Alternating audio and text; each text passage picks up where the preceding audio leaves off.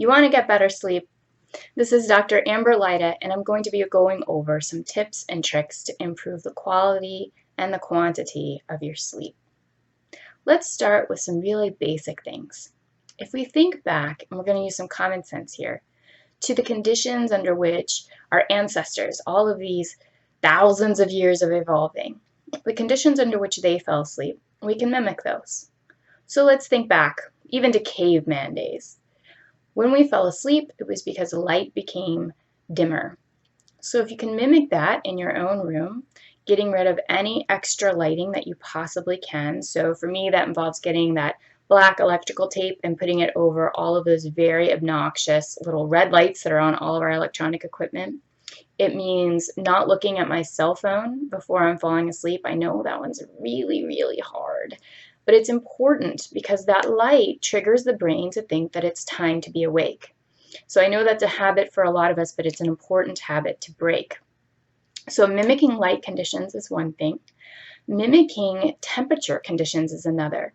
So what we know happens at night in our natural world is that it begins to get cooler as the night goes on. So setting your air conditioning to get cooler during the nighttime when you're getting ready to go to sleep triggers a natural sleep response for us. You can also trick your brain in the morning if you have a hard time getting up by setting your air conditioning to turn off a little while before you're to wake up, because as the temperature in our natural environment heats up, our bodies naturally think, oh, it must be time to wake up. So you can mimic those conditions as well. Related to temperature, as the external temperature goes down, internal temperature, when you're sleeping well, will go up at certain stages of your sleep. So to mimic this, you can drink a warm beverage, even using like a heating pad on your lower back or somewhere in your torso region that can kind of stimulate your body to turn up the heat internally, or taking a shower, which can turn up the heat internally. Those are ways that you can increase the heat inside while you're decreasing the heat outside, and the body begins to feel like it must be time to go to sleep. So mimicking conditions, lighting, and temperature.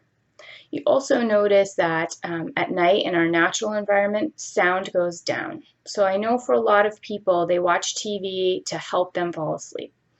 This is not a great thing to do, and I think that the reason some people rely on the ambient noise, even though that condition doesn't really exist in the same way in our natural environment, is because they can't turn off their brains.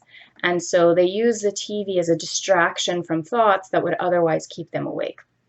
So if that's you, here's a little trick. We want to help you to get rid of those thoughts, first of all. But in the short term, before we can do that, you can distract your brain with something else. So you could use counting. That's why there's all that kind of ancient wisdom about counting sheep. It's just a repetitive way to distract the brain from intrusive thoughts. Something that I've learned to do that I really like is going through like a guided visualization. So I'll picture just kind of flying over fields of wildflowers or whatever happens to bring you some relaxation. The goal is not to necessarily try to relax, because when we chase relaxation, we tend to get more stimulated, but to move the mind from one thing to another. So to move it from distracting thoughts into this place where you can allow the mind to drift into areas that aren't so upsetting or distracting.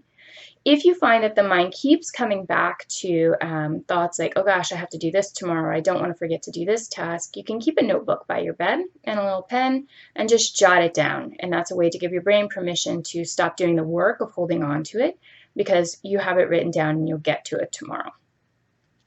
So we're quieting the mind. Related to quieting the mind, we also want to quiet the body. So when you fall asleep and you don't sleep well, it can be because you've fallen asleep with your heart rate a little bit higher than it should be, or your stress response a little bit elevated. And this can impact sleep in a few ways. It can make it difficult to fall asleep because your body is still at this low-level thrumming wakefulness stage. It can make it difficult to stay asleep. So even if you're able to fall asleep, the body is so close to the surface physiologically that it keeps popping you back up. And it can also cause you to wake earlier than you would really like to. So we need to think about, how do we get our heart rates down before bedtime? And one of the ways is to exercise earlier in the day. So when you get an increase in the heart rate earlier in the day, it naturally will decrease more in the evening. So it's also why we talk about not exercising really close to bedtime, because that riles you up. So moving your workout routine to earlier in the evening. Same with eating. Eating right before bed does tend to increase your blood sugar, which increases your heart rate, your physiological responsiveness, which makes it harder to go to sleep. So ways that you can actually decrease heart rate and physiological reactivity is to do mindfulness exercises, relaxation training. I have several videos that go over diaphragmatic breathing. I'll do another on progressive muscle relaxation, but things that slow the body down. Some people can just listen to, those kind of soundscapes, like the sound of the ocean. That's great. If you're someone who has a mind that likes to wander, then you want to listen to something that's more guided. So a relaxing voice guiding you through a meditation. There's a company called Sounds True Audio, and they have lots of really wonderful relaxation CDs and audio clips that you can grab that are very, very helpful. So getting that heart rate lower. When the heart rate is too high or the physiological reactivity is too high when you fall asleep, you're also more prone to have nightmares. So we want to curb that as much as we can. Another thing that wakes many of us up is having to go to the bathroom in the middle of the night. So if that's you, really consider limiting your fluid intake in the couple of hours before bedtime. That's hard because for many people, they're not that thirsty during the day, and then at night they're really, really thirsty. So this does require some foresight and hydrating during the day so that at night you're not really, really craving fluids. Related, so some people who have a hard time falling asleep will drink alcohol to help them fall asleep at night. And while that will help you to fall asleep, it actually impairs you getting good quality sleep. So it messes with two different stages of your sleep cycle, and so you end up not getting the quality sleep that you need. So really do your best to avoid drinking alcohol right before bedtime or using it to help you fall asleep, because ultimately it's really not helping you get the rest that you need. Also, as we're talking about things that you're taking into your system, we also want to eliminate caffeine and things that increase your heart rate. And I know you coffee drinkers right now, you're saying, oh, I can drink coffee at 5 p.m. It never impacts my sleep. Well, good if it doesn't feel like it does and you're able to fall asleep, but the reality is any stimulant is increasing your physiological reactivity, and that will certainly increase disruptions to your sleep cycle. So maybe you can fall asleep, maybe you're not even aware that it's impacting your sleep, but you're more likely to have anxiety dreams or to not get into deeper stages of sleep when you've had caffeine several hours before you go to sleep. And caffeine is a stimulant, but so is sugar. So high sugar drinks can also elevate your body's system before you're going to bed. Things that you're taking in, you might also consider the sort of information or media that you're taking in before bedtime.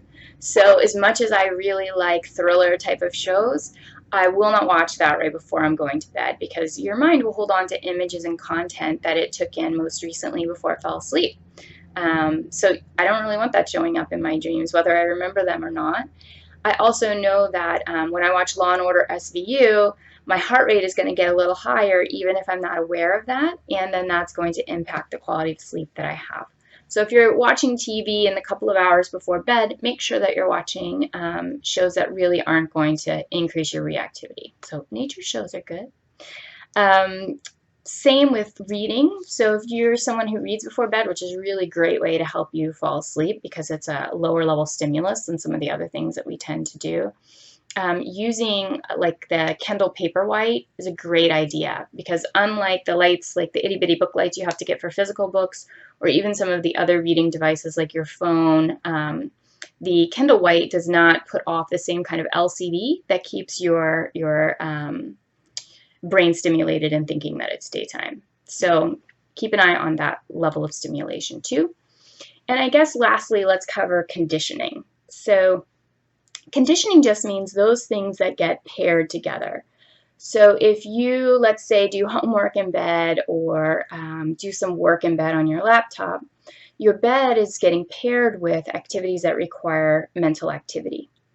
We want your bed to be only paired with relaxation and sleep so that when you climb into it without even thinking about it, your body's like, oh, it must be time to go to sleep.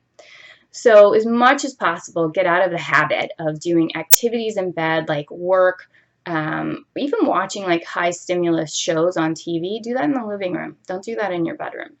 Keep your bedroom a sacred place that's specifically for sleep. Conditioning also to help your body get ready for bed. Think through your nighttime routine. Body loves to have routines and rituals. So if you have activities that you do before bed, and you should, it trains the body to start preparing for sleep earlier. So if you can think about an hour-long ritual. So for me, that might be, you know, I put on my pajamas, I take a shower, I put on my pajamas, I wash my face, I brush my teeth. I try to wash my face early in the routine so it doesn't wake me up right before I'm about to go to sleep. I usually will turn down the bed, let the dog get under the covers, I'm not going to lie, and get out my Kindle and get prepared to read. And I usually will have a notebook next to the bed so that if things are coming to me that I want to get done tomorrow, I can get those down, which also makes me feel ahead of the curve going into the next day. So develop your nighttime routine because it's a nice way. Just think about having a toddler, how you kind of get them ready for transitions so that they transition more easily. That's what we're doing for your body too. We're getting the body moving into transitions. Other tips related to sleep. If you can't fall asleep, don't lay there miserable. So you can do one of two things. You can tell your brain like, okay, I might not be getting sleep, but I am going to get rest. So I'm just going to lay here and allow my mind to wander, and I'm going to engage in restfulness, which is recuperative. If you're finding you can't sleep and you can't rest, get up and go do something else, preferably something that's going to leave you tired and something you really don't like to do. So you don't want to get up and get on Pinterest because that's fun. We don't want to give your brain something fun to do. We want it to prefer to sleep than whatever you are doing. So do something not that fun. We had a psychologist who's sort of a renowned guy in the field, and he used to tell people, get up and mop the floor. You know, whatever it is that you don't like to do, go do that thing, and your brain will eventually choose to go to sleep instead. I'm trying to think if there's anything else really critical to good sleep. If you're doing all of these things and you're still struggling with sleep, make sure that you go see a physician. You could be having a sleep apnea problem or some sort of other sleep disorder that is better treated by a medical professional than by a psychologist or a self-help video on YouTube. So get that checked out. Sleep studies can be very, very useful. I have encouraged people to get them lots and lots of times because if you're not getting good sleep, everything else falls apart. It impacts your daily life. You're not as motivated. You're not as happy, which is important. And our brains aren't working as well. I've often gotten up and been like, I am 15 IQ points dumber right now because I can't even get my brain online. So make sure that if you're not getting good sleep, you really make a solid effort to put these practices into place. And if you're not finding results in 6 weeks, make sure that you go see a physician to find out if there's something else that you need to do. I'll do some more videos on how to overcome nightmares or anxiety dreams and sleep, but I hope that this was helpful and that we covered at least some of the tips and tricks that you might need. I will make a blog post that will go over these and any additional tips that I might have forgotten to talk about, and I'll link to that as soon as I get it up. I hope that you have a wonderful day and a really great night's sleep.